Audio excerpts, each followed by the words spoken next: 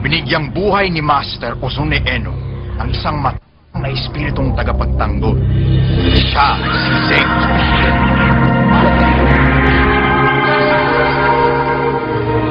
Ginamit niya si Zenki upang ipagtanggol ang mundo mula sa masasamang espiritu. At ngayon, dahil sa lumalala na pagbabanta ng malagim na salot, muling nagbabangon ang makapangyarihang si Zenki.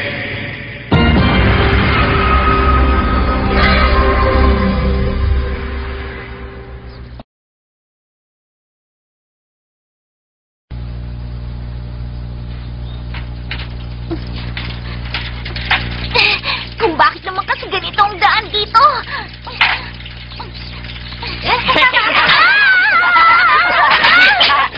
Hoy, bumalik na kayo dito! Sige! Tignan mo kasi kung saan ka pupunta! Teka, grade 6 na yun ano?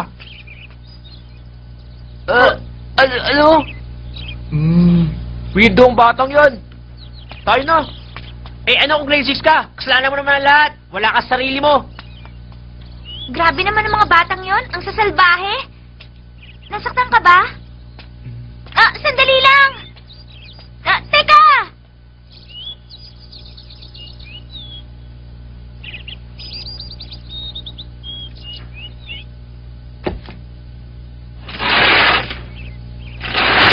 Oh, narito ka lang pala, Hiroshi. Kailangan kong lumabas sandali. Dito ka lang, ha?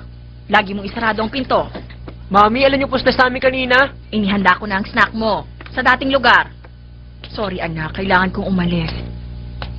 Importante lang kasi. Mamaya na, ha? Sige na, anak.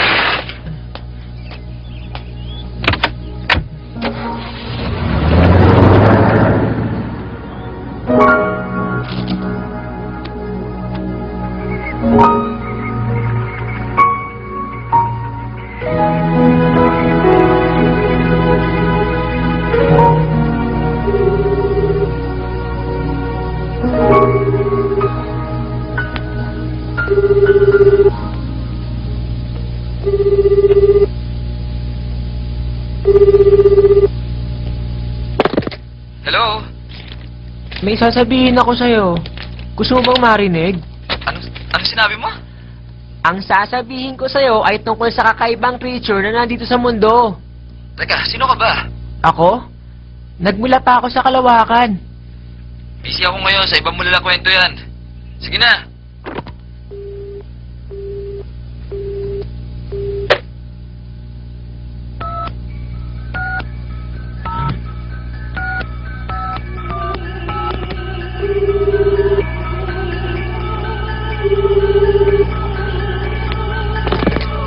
Hello, Kimura Residence? Ako ito. Sino? Si Junji? Marami ka bang alam tungkol sa planet Earth? Teka, hindi kita kilala kung sino ka mang bata ka. Marami pa akong gagawin.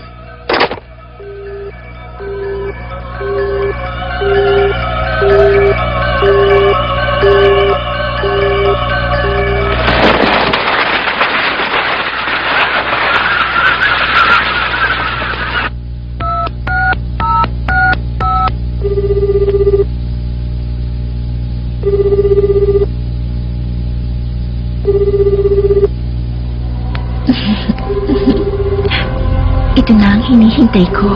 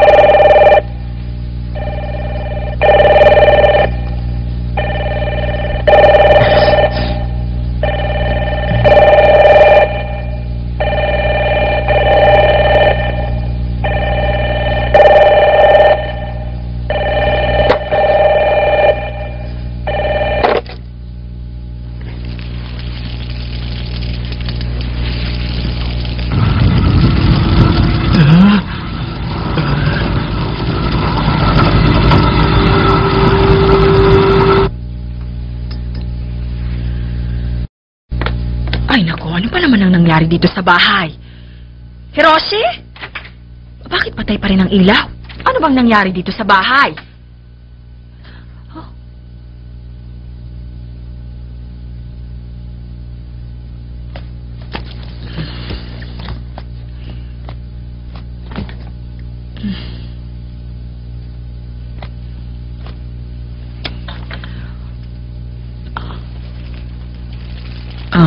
Hello? Ah?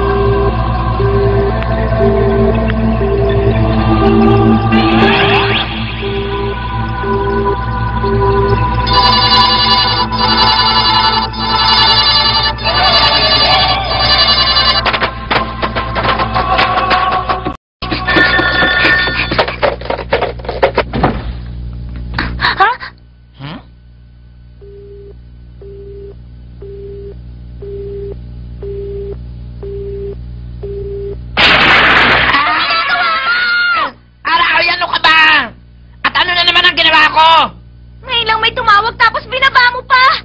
Bakit mo ba kasi binaba? Yung tunog ng telepono, nakakainis kaya binaba ko. Ano namang masama ron? Paano kung customer yung tumawag? Ano namang pakalam ko sa customer mo? Sandali lang, hindi pa ako tapos. Jackie! Huh? Paano kasi Lola Saki? Basta na lamang po ibinaba ni Zenki yung telepono. Hindi mo naman siya masisisi. Hindi ka naman dapat mainis sa maliit na bagay lang. Hindi ko na talaga siya kaya. Naiinis na ako. Mawalang galang na ho. Oh, Jackie, may customer. Anong gusto mo? Anong gusto mo? Pasensya na po kayo. Sige po. Ano po bang may tutulong namin sa inyo? Kasi ganito yon. Ganun ba? Nawawala ang anak mong si Hiroshi. Pero paano nangyari yon? Opo, at hindi man lang niya kinain ang paborito niyang cake. Tahimik po ang anak ko, pero mabait siyang bata. Hindi niya magagawang umalis ng walang paalam. Alam na po ba ng mga pulis? Oo, nireport ko na ho. Matagal na rin ako naghintay, pero wala akong marinig mula sa kanila. Hindi ko ito kaya. Ang mabuti pa sigurong gawin ay ipaubaya ko na lamang ang lahat-lahat sa Diyos. Kami na po ang bahala. Matutulungan po tayo ng aming ninuno na si Master Osne, pinakasikat na shamans. Huwag na po kayo mag-alala. Sa palagay mo ba matutulungan ako ni Master Ozone? Tulungan niyo na ako. Kami na po ang bahala. Losaki! Kuribayashi, ano ba nangyayari sa'yo? Kasi po yung aming Huminaho ka nga, Kuribayashi. Ano, may nangyari ba sa inutil tamad at walang kwenta? Kaya po, Jukay nga po. Sige, sabihin mo sa akin. Anong ibig mo sabihin? Magsalita ka. Yung tungkol sa mga nawawalang tao, tapos tumunog yung telepono. Pagkatapos, ano nangyari? Bigla siya nawala sa harap ko. Bigla siya nawala. Marami kasi kami ginagawa niya po, Jukay, kanina sa templo. Tumunog ang telepono. Pagkatapos ng sinagot niya, bigla na lang siya nawala sa harapan ko. Nawala sa harap mo. Oo, nawala sa harap ko. Parang bula. Kitang-kita mong nawala. Opo. Ang telepono! Ah, Mrs., hindi po ba sinabi niyong hindi nakasaksak ang telepono? Oo, tama ka. May suspecha ako sa telepono. Hindi naman siguro pinipili ang mga taong nawawala.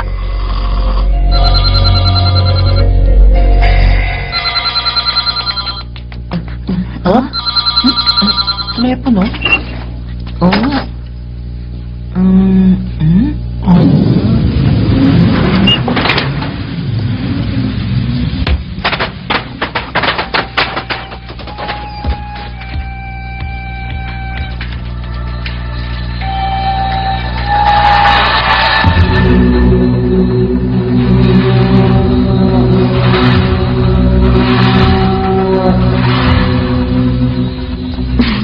Sige, ganyan nga.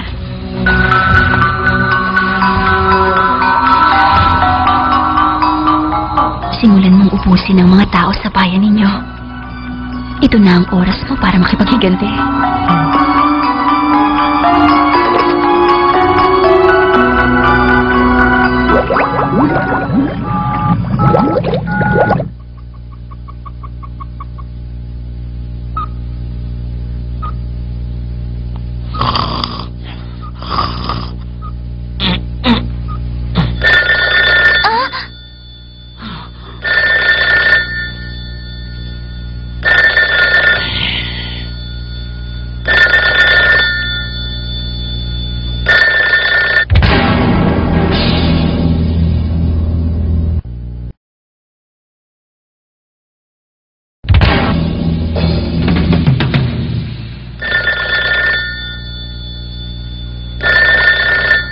Ikaw, sagutin mo. Ha? Ako po! Ayoko! Kung ayaw mo.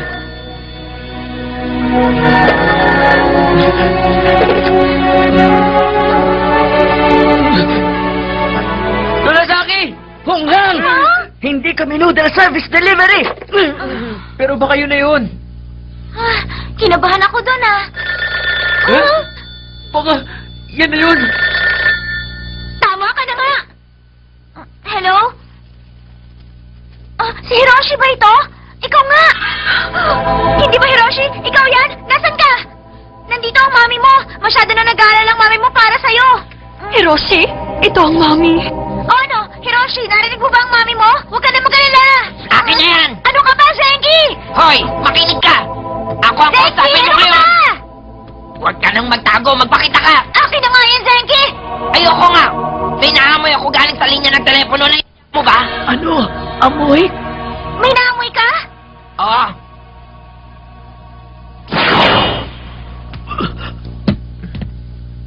Nawala sila.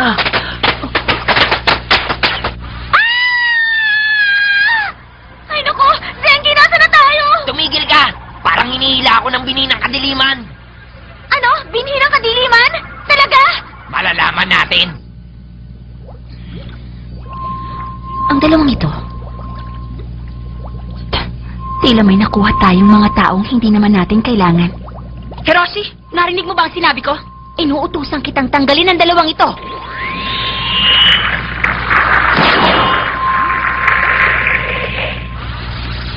Ano na? At sino namang tabacho ito? Ah, yan yung bata nakita ko nung isang araw. Kung ganon, ikaw si Hiroshi. Umalis kayo. Oo nga, tama. Ikaw nga si Hiroshi. Huwag ka mag-alala. Ligtas ka na. Umalis ka na! Ah, Ang kailangan ko lang naman, mga kaibigan, wala akong ginagawang masama. Pero anong ginawa nyo? ano bang sinasabi mo, Hiroshi? Lumayas kayo! Chiaki, huwag kang lalapit sa kanya. Hindi siya normal na bata. Ano?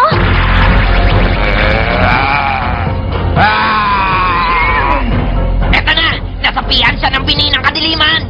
Si Hiroshi. Dito tayo.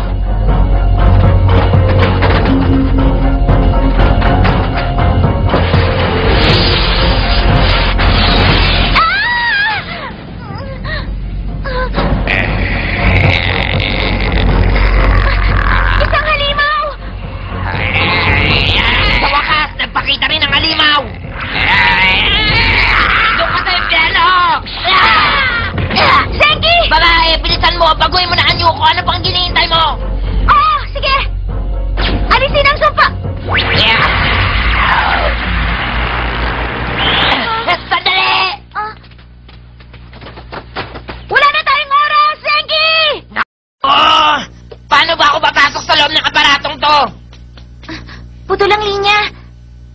Barya.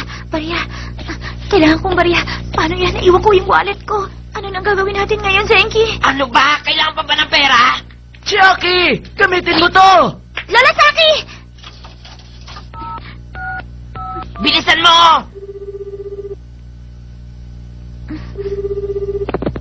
Konektado na! Nawala sila Chiaki at Zenki! Lola Saki, paano pag hindi natin sila nakita? Huwag kang mag-alala. Tutulungan tayo ng pulseras ni Chiaki. Walang mangyayari sa kanila. Lola Saki, Ano na naman ba? huwag niyo kalilimutan ibalik sa akin ang balya ko ha. Yun lang ang pera ko eh.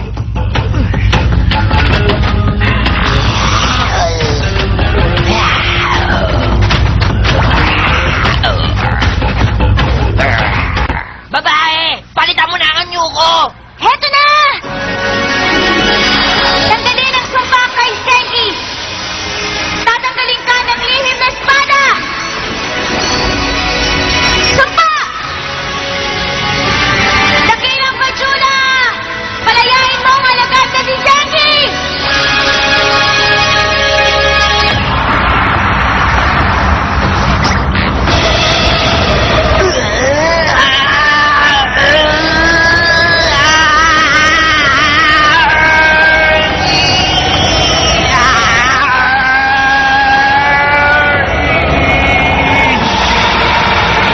Dakilang Majula! Palayain mo ang alagad na si Zenki!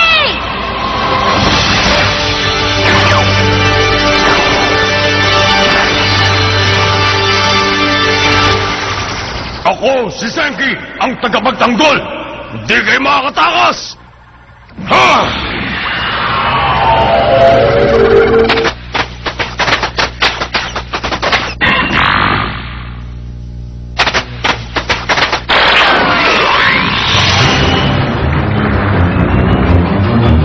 Mga hunghang! Akala ninyo matatakasan ninyo ako?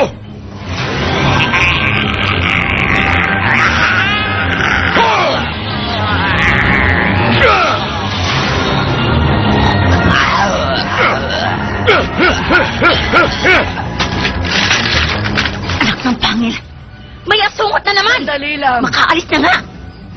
Hindi ka makakatakas. Putol lang lahat ng linya papunta rito. Oo nga. Kaya kalimutan mo na ang pagtakas sa linya ng telepono. Ikaw, pagbabayaran mo ito! Ah! Majula!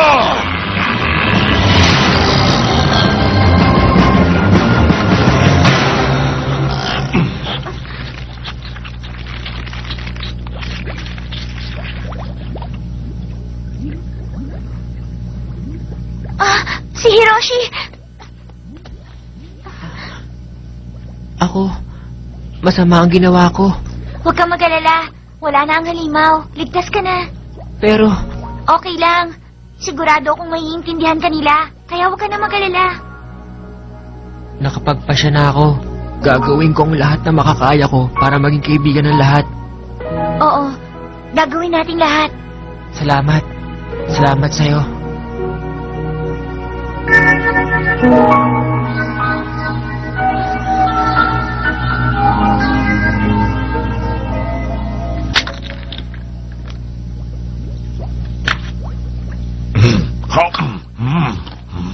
Ang sarap! Na naman! Nakakainis!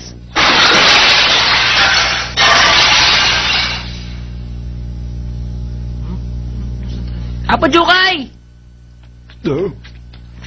Kuribayashi, anong ginagawa mo rito? Bata ka. Teka, ako rin. Bakit ako nandito?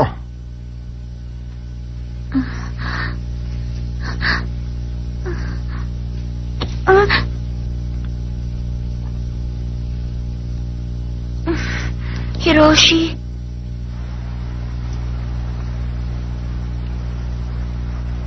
Ganun ba, Hiroshi? Sorry po, ma'am. Ginawa na po namin ang dapat namin gawin.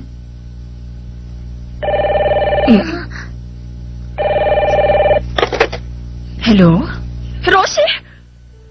Hiroshi? Ikaw nga si Hiroshi, hindi ba? Okay ka lang ba? Nasaan ka? Mrs.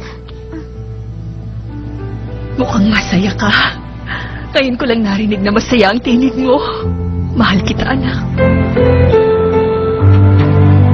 Mami, alam niyo po, ang dami ko pong kaibigan dito.